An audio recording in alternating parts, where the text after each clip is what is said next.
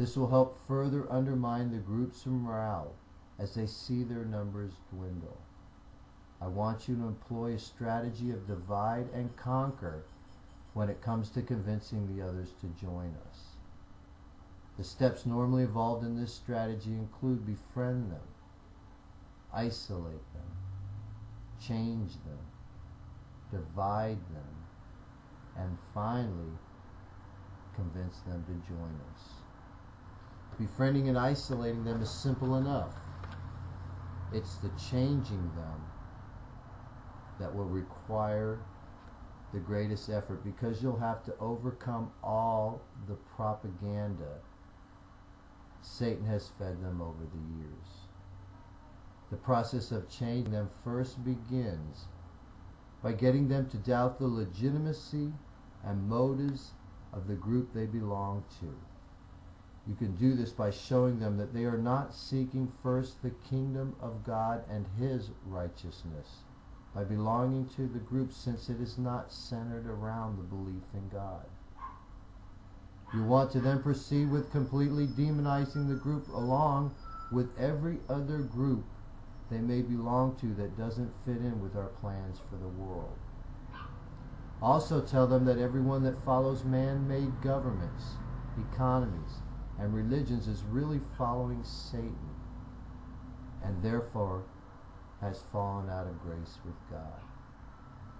This will make many of them receptive to our message that it's time to build the kingdom of God, and by telling them that the only way they'll be able to escape the wrath of God is if they join us and do what they can to help us take over the world and build the kingdom of God. Which of course includes not being part of any group that we plan on destroying. Another way to divide and conquer our enemies is to break their alliances. This is best accomplished by learning to play their alliances off of each other, which can be done simply by offering their alliances protection if they join us. Protecting those that join us is certain to cause our enemies' alliances to hate, mistrust, and doubt the motives of each other as they compete for our favoritism. In time, their mistrust of each other will reach a point where they can no longer depend on each other for support, which will ultimately help guarantee their defeat when we attack them. However, defeating our enemies is not the only thing we need to be concerned with when planning our actions.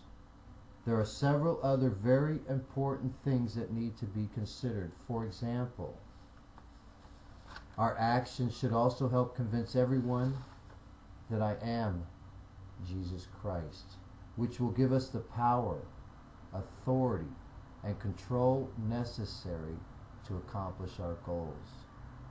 Our actions should also help convince every Christian that the Catholic Church is the only true church, so that Christians are no longer divided by different denominations. Our actions should also help convince every Jew, Christian, and Muslim that they need to come together as one faith, which will bring unity to the believers in God. Our actions should also help convince every believer in God that they need to join our religious-based political party, the Theocratic Party, which will allow us to create a parallel world government. Our actions should also help convince every believer in God that they need to use only those companies that are part of our commerce system so we can crush the world's economy. Our actions should also help convince every believer in God that they need to join us so we can mobilize their persons and resources to help promote our cause. And finally, our actions should also help convince every believer in God that they need to join our army the ATF, and be a good soldier of Jesus Christ, so we have the forces necessary to take over the world and build the kingdom of God. When you decide to go on the offensive against our enemies, I want you to strike at things that will cause maximum disorder. This is best done by forming clandestine fighter cells that employ all the standard practices of warfare, such as speed, precision, covertness, and surprise, as they hit vulnerable points of least resistance. I want you to be primarily concerned with attacking those things that are considered critical centers of gravity, especially ones that are cherished by our enemies and could not have been predicted, since they will cause the most psychological impact and confusion. However, I want you to make sure that whatever you do to help is legal and does not unnecessarily create a whole bunch of enemies who are bent on revenge.